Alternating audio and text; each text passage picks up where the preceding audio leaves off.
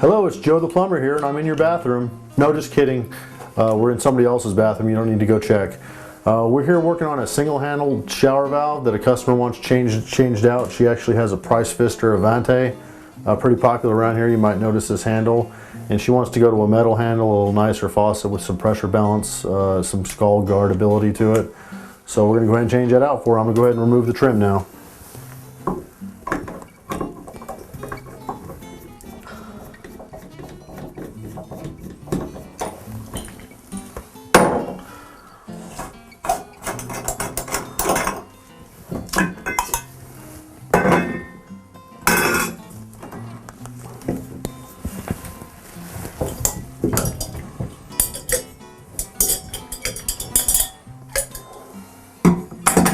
Okay, now we have the trim removed. I'm going to go ahead and show you a little trick on how to find where it comes through the wall on the back side. What I like to use here is what we call a pilot drill. It's just a very long drill bit with a nice drill bit end on it, so we can just shove it through the wall. You can use a drill, but I found with drywall you can just usually just push it and turn it a little bit, and it'll start to come through that wall over there. And that way I know right where to cut the hole to change this valve out. What I like to do here is put down a cardboard water heater box. We use them a lot in certain situations. What I can do is I can protect her floor, and she also has a air conditioning vent that's right here. And I definitely don't want any particles or pieces of drywall or anything else to fall down in there, so I'm going to cover it up with this piece of drywall. I mean, with this cardboard, excuse me. At Cookeville Plumbing, we try to respect the client's property and leave the job cleaner than when we found it. Now I'm going to go ahead and cut the hole. We know that this is about the center of the valve, so what I usually like to do is cut maybe a smaller hole to take a look and see exactly where I need to go with it. So that's what we're going to do. Yeah, I'm right in the center. Okay, cut this out a little bit bigger. Sometimes I have to cut 2 or 3 times to get it to the right size, but I don't want to cut it too big at the beginning because I want to cut it just out as big as I need, and that's it. We have CPVC coming from the top, chlorinated polyvinyl chloride. We have an iron nipple that goes down to the shower rise, the spout for the tub. That's not a preferred way of doing that. It can give you little shots of rust when you put that in there, so we're going to make all that brass or copper. And we just need to cut it out a little bit bigger over here, and we should be able to get to our pipes. Right about there, I think. Up.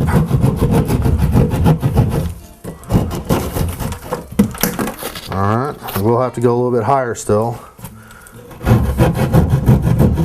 And about that low.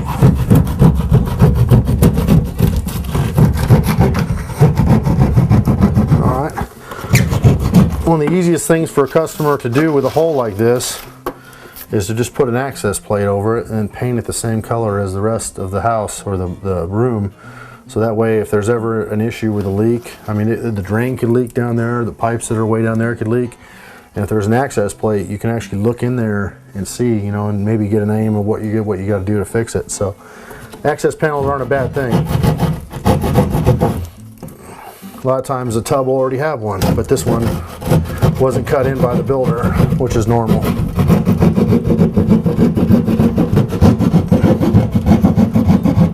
Which isn't a problem because they know that if we need to get in there, we just got to cut through the drywall and we're there. So this is all good. We're going to go ahead and pull this valve out. We're going to go ahead and take this thing out.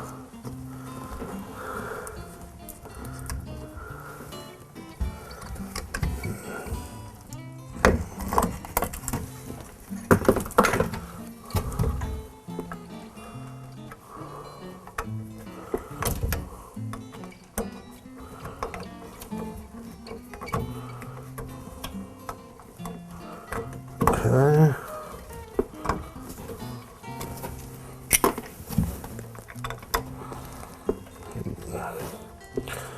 Do all this here.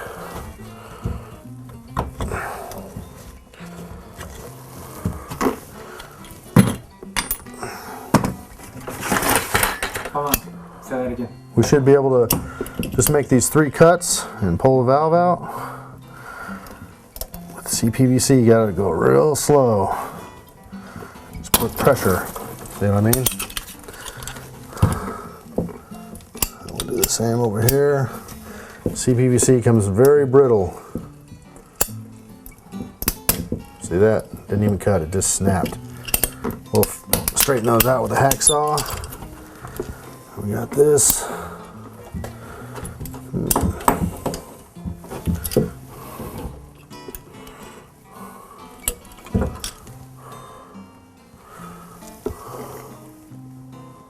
I wonder.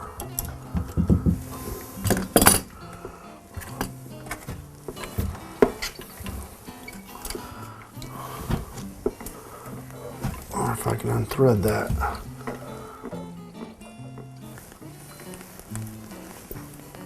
Nope. Go ahead and cut it too.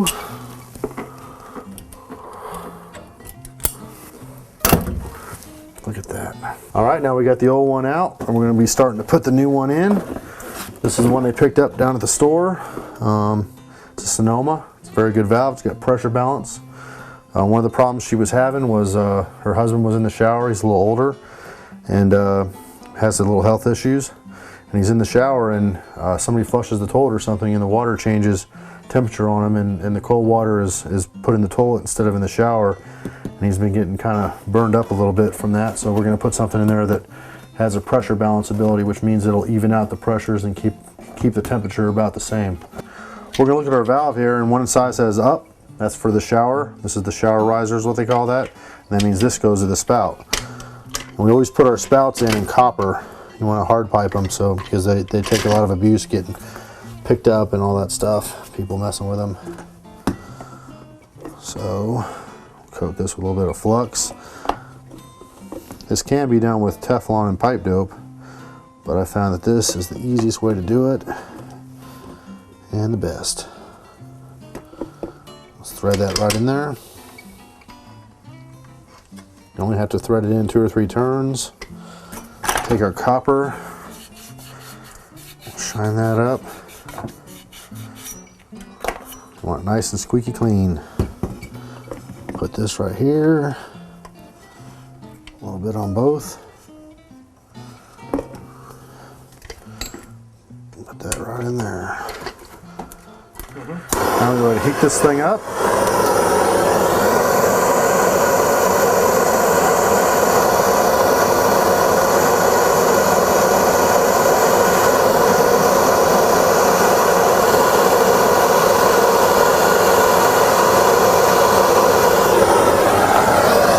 I'm going to draw that solder all the way around.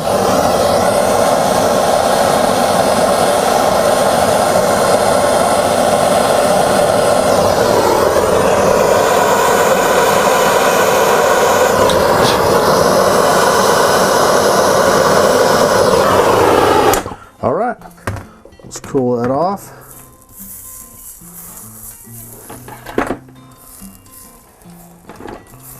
Now we're ready to put that in. Now we're going to take our 1/2-inch CPVC male adapters.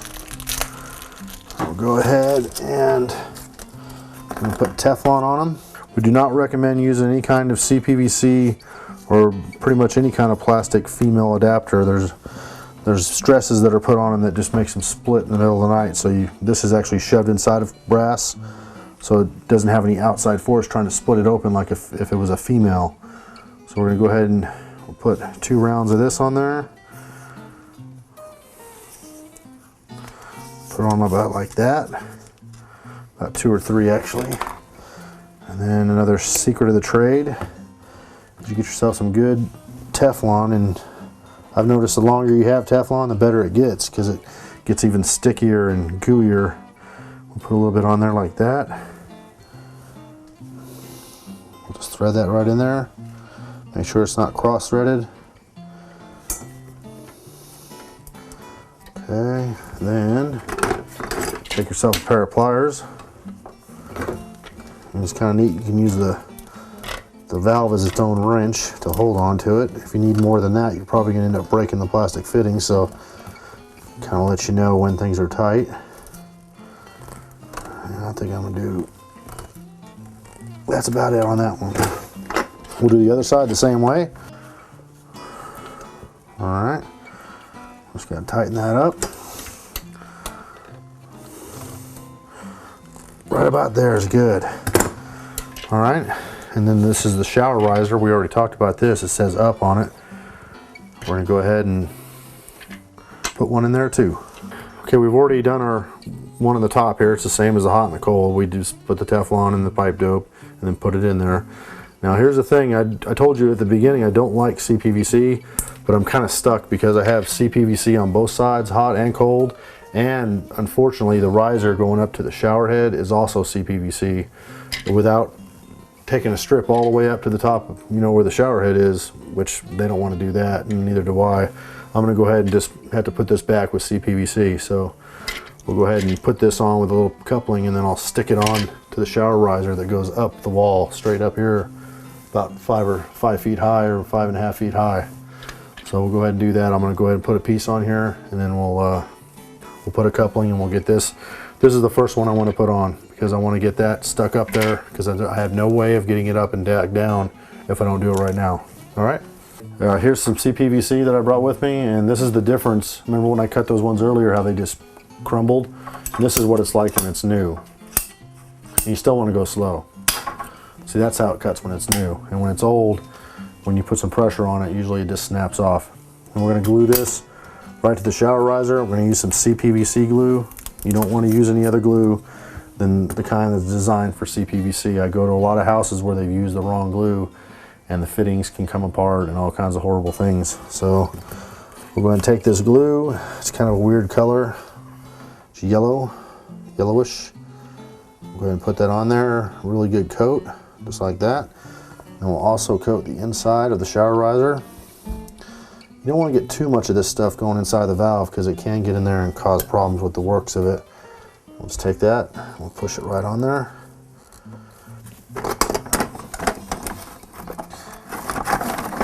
Take this little rag right here, and we'll just use it to wipe off the excess. There's two reasons why you do that, because it looks good, and also it'll cause the glue to actually set up quicker because the glue won't be as thick in that point as it needs to be. All right, we'll let that set up for a few minutes, and we'll be setting that up here in a minute. Now with CPVC, I told you earlier we're going to have to square it up, and the best way to do that is with a fine tooth hacksaw blade and just some patience. And what you want to do is you just want to hold that. Luckily these are a lot more movable than they usually are. Because I've got that hole straight ahead, I can use that hole and use it to put my hacksaw blade in there. And just be able to cut through it. You have to be gentle with it. And like I said, patience. What we're looking for is just to make sure we have a good clean cut so that it goes in the glue joint as far as possible. Another thing is sometimes when you cut it, you'll actually crack it, and the crack will go for a little bit of a distance. So we'll cut that off. All right, then you can take a look at it. You can clean it off. And you look at the inside and around it and make sure you don't see any cracks going along the pipe. And see how square that is now? Nice and good. And this is how it looked before. You see the hole down here where it crumbled. So we're going to do all three like that. We'll go ahead and cut this a little closer to the size I'm actually going to need. On this, you want to turn it 1 revolution and turn it about a 1/4 turn or 1/8 of a turn. Turn it some more. Repeat. And the last one, just about 1/8 of a turn to a 1/4 of a turn. And right there, it comes right off. Okay.